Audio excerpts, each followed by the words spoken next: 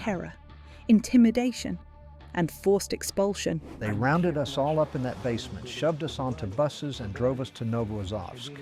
It was coercion, plain and brutal. Threats of violence, arrests, and assault. They dragged people into basements, tortured them with electric shocks. Repression, displacement, and the plunder of Ukrainian homes. They seized our 2 apartments. We were left with nothing. Russians resettling on occupied Ukrainian land. This is standard Imperial practice. It's called population replacement. The imposition of foreign rules and ideology. Muscovy has carried out genocide for centuries, targeting religion, ethnicity, and language. Today, Russia enslaves occupied towns and villages, driving Ukrainians from their homeland. What methods does it use? Find out in this special report, Ethnic Cleansing, Russia's Strategy of Colonizing Occupied Ukraine.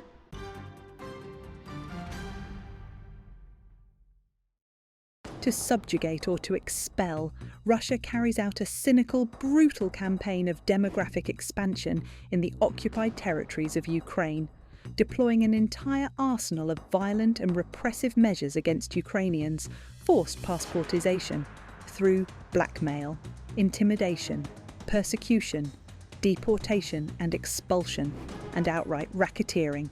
Mariupol, eastern Ukraine. Before Russia's full-scale invasion, the city had a population of nearly 500,000. It became one of the fiercest flashpoints in the opening days of the war. A blockade, relentless bombardments, countless civilian deaths. At 81, Vitaly Fedorovich watched with his own eyes as Russian troops reduced his native Mariupol to rubble.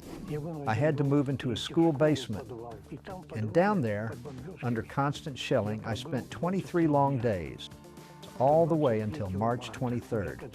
When the occupiers finally came, they rounded everyone up from the basement, forced us onto buses, and drove us to Novoazovsk. It was pure coercion, no choice at all. And ever since then, it's been nothing but moving, one place after another, drifting from city to city, never able to stay in one spot for long. The elderly man, along with dozens of other Mariupol residents, was deported to Russia, first to Taganrog, then to Vladimir and Kovrov. After several months, he finally managed to return to Ukraine. I had a private house in Mariupol, in the left bank district, the first area hit by bomb. The house was damaged, but not completely destroyed. Some friends of mine who lost everything moved in there. If Ukraine wins, of course I'll go back. I'm pulled back to Mariupol. It's home. You can't escape that. Fleeing Russian airstrikes, nearly 350,000 people escaped Mariupol alone. They abandoned homes and everything they had built, families scattered across Ukraine. In occupied towns, Russian troops imposed repression and terror. There were so many of them, armed everywhere. A lot on the market. Chechens, Kadyrov's men.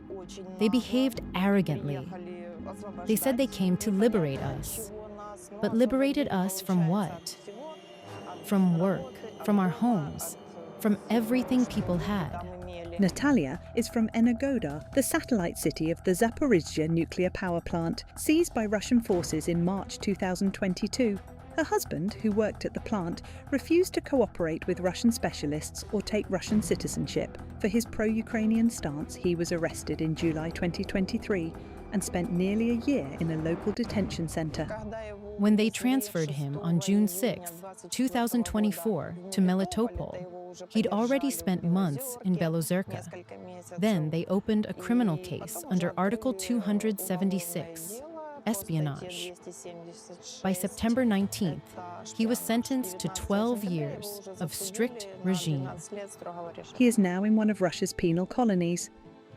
From the start, they cleansed the city of anyone with pro-Ukrainian views, dragged people into basements, beat them, tortured them in different ways, held them for weeks, months. Some were released, others taken again, and many simply disappeared, gone for years, no word, no trace.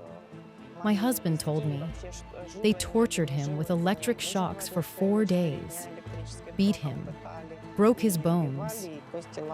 Olga Gushina was caught by the full-scale war in her hometown of Melitopol. She recalls enemy shells flying directly over her house while Russian soldiers swarmed the streets. As the wife of a serviceman, she immediately fell under the occupiers' scrutiny. They started coming to my home, asking where my husband was, questioning me if I was some kind of spy, who I worked for, what I talked about. They began inspecting my apartment, locking my daughter in another room, and spending 5 to 6 hours a day with me, going through my phone.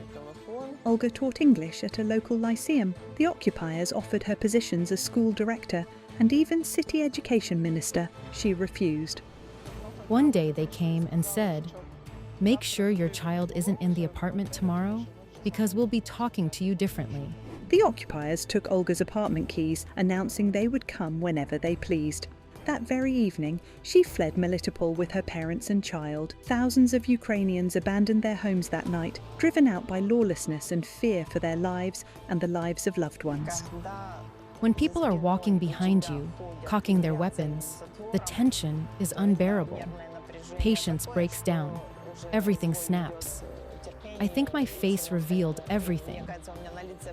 My attitude toward them, my thoughts, my wishes. After yet another patrol through the city, we'd just go to the store or market, not venturing far. My husband finally said, "Go." Repression became one of the occupiers' primary tools in the seized Ukrainian territories. Anyone who seemed suspicious, refused to cooperate with the self-proclaimed pro-Kremlin authorities, or opposed the Russian military was persecuted and intimidated.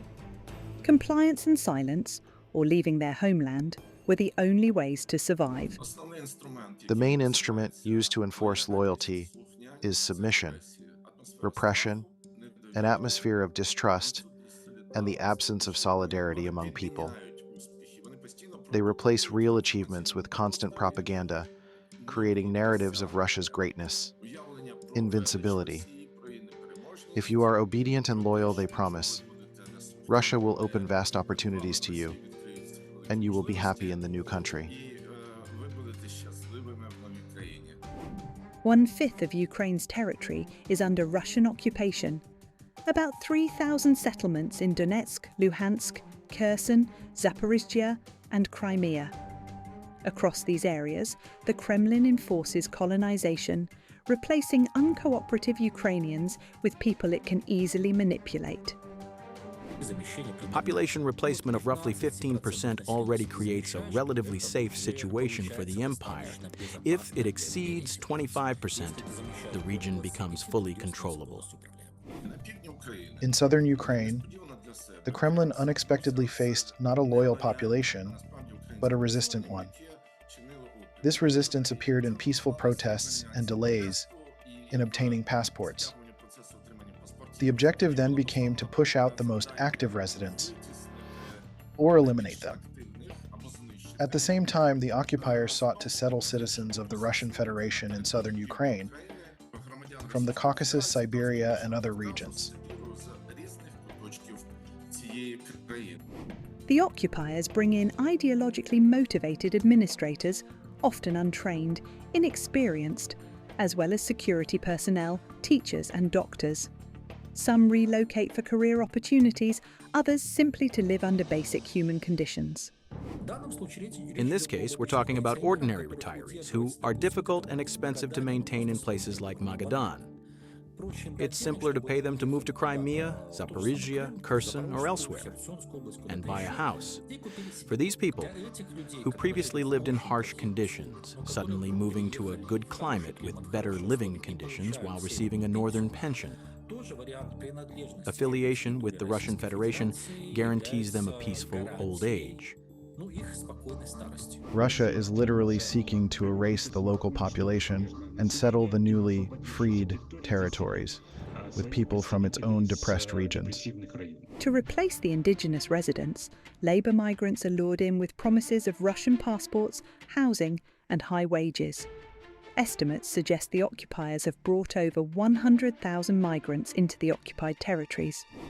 When we talk about the Middle East and Afghans, yes, the situation specifically involved Afghans and the Taliban. Russians plan to recruit migrants and send them first to work in the occupied territories. This applies only to Central Asia, Uzbekistan, Turkmenistan, Afghanistan, and so on. North Korea might eventually be involved in some way. Ukrainian Mariupol was captured by Russian forces in May 2022 and after brutal assaults was almost erased from the map. Kremlin propagandists now boast of the city's revival as Russians rapidly move in. Work is everywhere. You hear jackhammers, see crews fixing up a kindergarten, repairing buildings, making the streets look neat. And today, by the way, it's a Sunday, an official day off.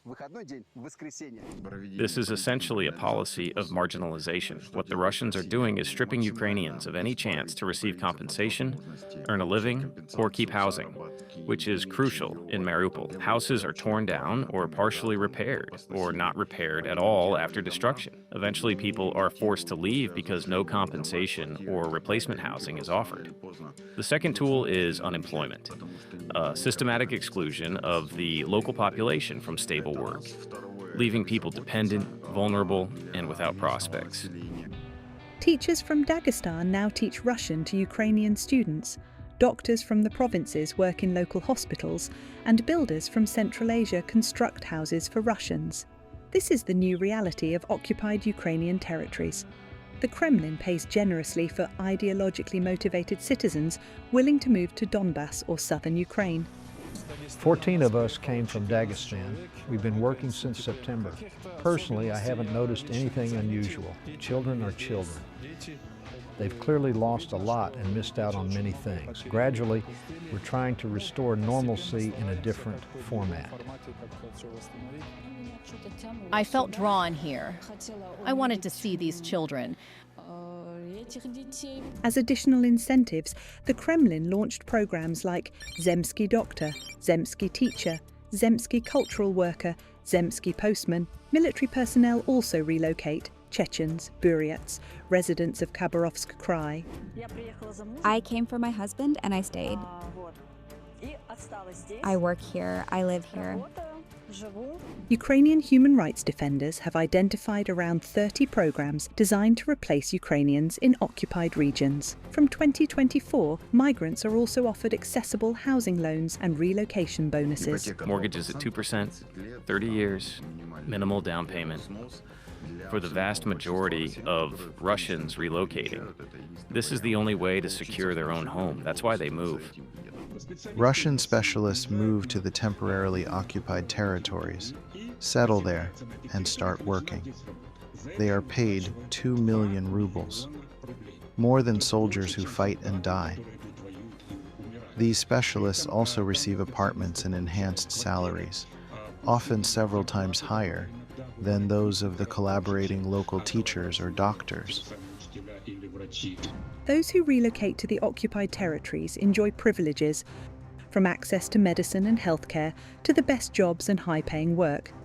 Ukrainians, meanwhile, are left to a pitiful existence.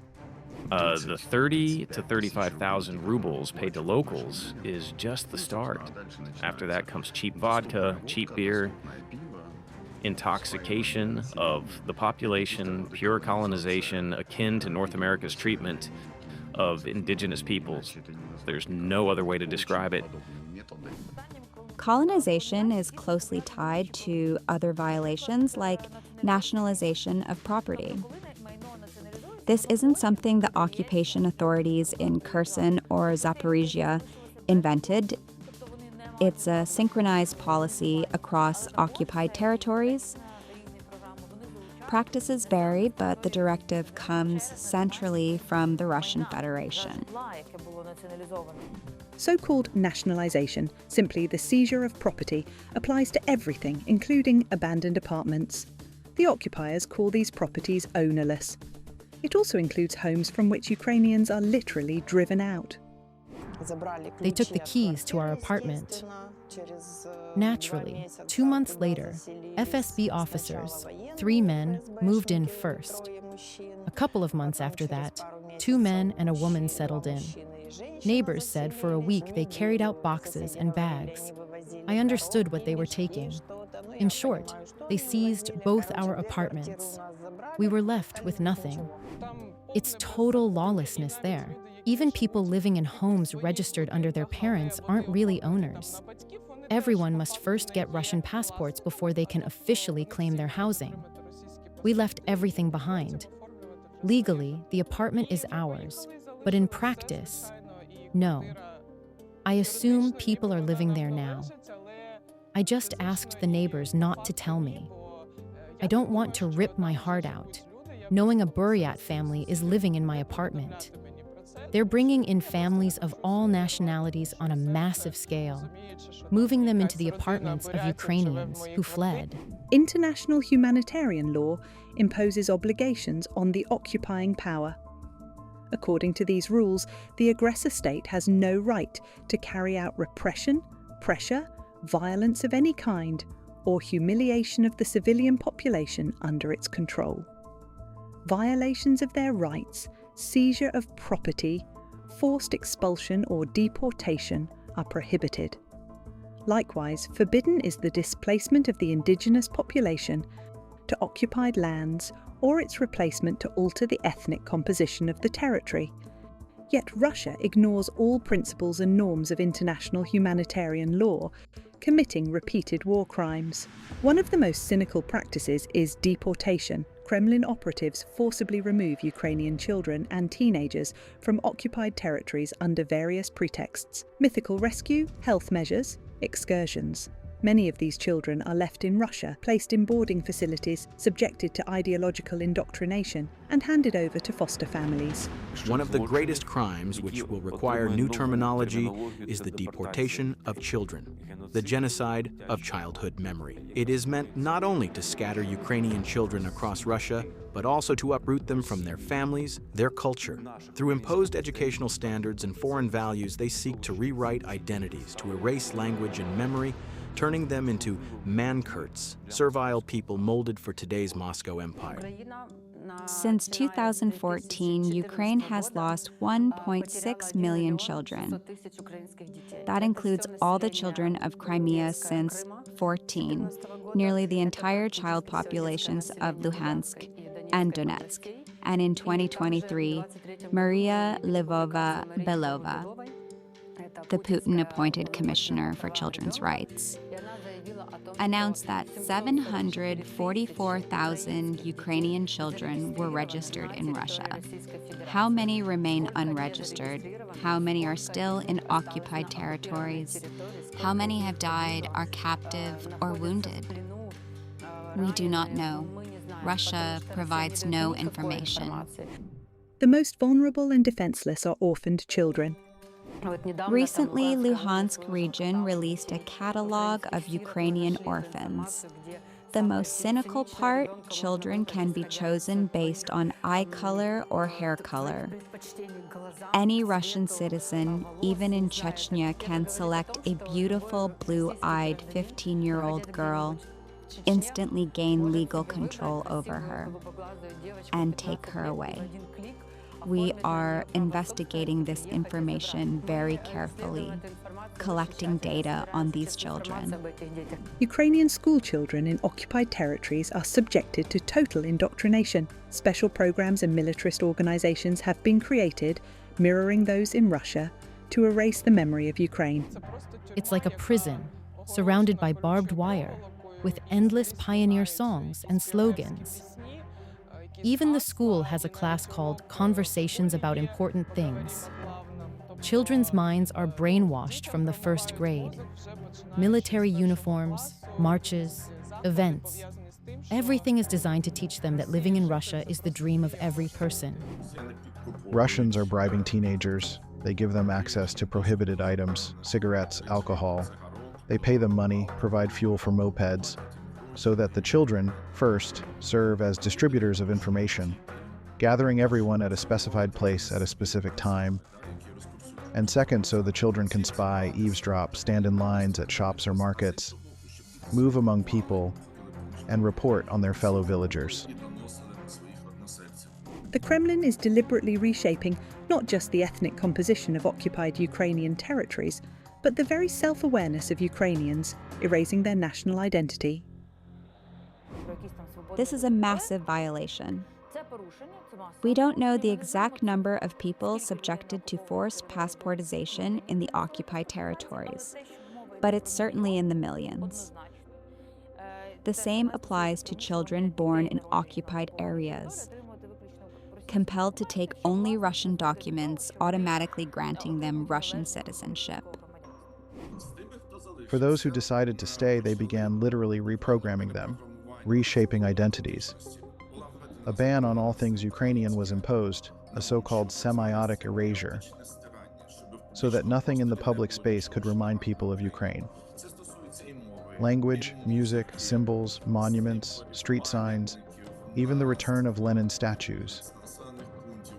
Everywhere, there are steles glorifying the so-called heroes of the special operation. Red flags, flags of the Russian Empire, St. George ribbons, and of course, the Russian flag. Using Ukrainian symbols can land you in a basement, subject you to torture, or make you officially prosecuted, facing criminal or administrative penalties, even imprisonment. Russian colonization of captured lands always follows a single pattern: enslave the native population, impose Russian culture, replace the defiant with Russian-speaking settlers, and exploit natural resources. Nothing has changed since the times of Catherine the Great, who immediately after Russia's occupation of Crimea, led by Suvorov, conducted ethnic cleansings, expelling Greeks. These are the famous Mariupol colonies.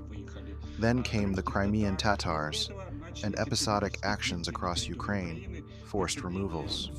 The Russian Federation, or Russia or Muscovy as we traditionally call it, is an imperial-type state where the foundation is the master. This master is an autocrat, a tyrannical ruler, and the entire state is built as a strict hierarchy copied from the Golden Horde. The master at the very top, surrounded by nobility and loyal servants, and beneath them, the people. Generation after generation, this system has been preserved and reinforced, leaving no space for civic responsibility or individual freedom. The people are reduced to subjects, existing only to carry out the ruler's will. A people with no choice, no freedom, no rights. With Ukraine, this algorithm was tested before 2014 in Crimea. Especially in Sevastopol, where the number of Russian citizens kept growing through military families, soldiers themselves, retirees, and others. With each passing year, their presence became more visible. It was a quiet, creeping colonization. There's an old saying, not a proverb, not a tale, but an ancient rule. Where a Russian soldier sets foot, it becomes ours. In 2014, Russian occupiers annexed Ukrainian Crimea, holding a fake referendum at gunpoint. I was there and saw it. At 8 p.m., the voting stations closed, and by 10 p.m., the results were already posted. An impossible feat because no one could have counted the ballots legitimately in such a short time. The figures weren't the product of counting, they were fabricated, written in advance.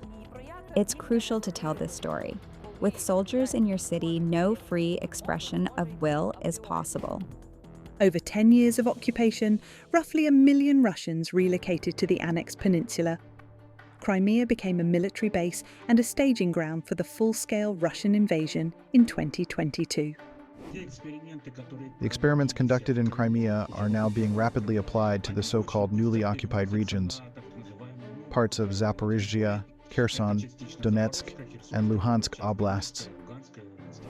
By illegally holding Ukrainian territories, Russia violates the rights of the indigenous population, basic human rights, and its obligations as an occupying power under international humanitarian law. This was a weapon of Russia in the 20th century. Deportations affect Ukrainians even today in the temporarily occupied territories. Beyond persecuting those for their patriotic views, deportations also strike at ordinary people, families torn from their homes, uprooted and expelled, taken from Crimea or southern Ukraine and sent as far as Kamchatka or Magadan. Entire communities are broken apart, forced into exile solely because they embody Ukrainian identity. These acts fall under crimes against humanity and war crimes, a total violation of international humanitarian law and international legislation. A tribunal is crucial because it's an attempt to assess the actions of the Russian Federation as an aggressor. It's not just about individual incidents, but about recognizing that many violations, killings, deportations, destruction, repression, that aggression forms the foundation for all subsequent crimes. Russia's cynical actions in occupied territories are nothing less than ethnic cleansing, total colonization aimed at subjugating the native population, erasing Ukrainian identity, and completely annihilating Ukrainians as a national group. True ethnocide, wiping out a nation through non-military means, but no less brutal in fact, a form of genocide. The atrocities of the Kremlin regime have already been recognised as genocide by Ukraine's partner countries, the Parliamentary Assembly of the Council of Europe and the OSCE. The creation of a special tribunal for the crime of aggression has already sent a signal to Putin: none of his atrocities will go unnoticed, and it will become his judgment. Valentina Lukyanets, Special Report.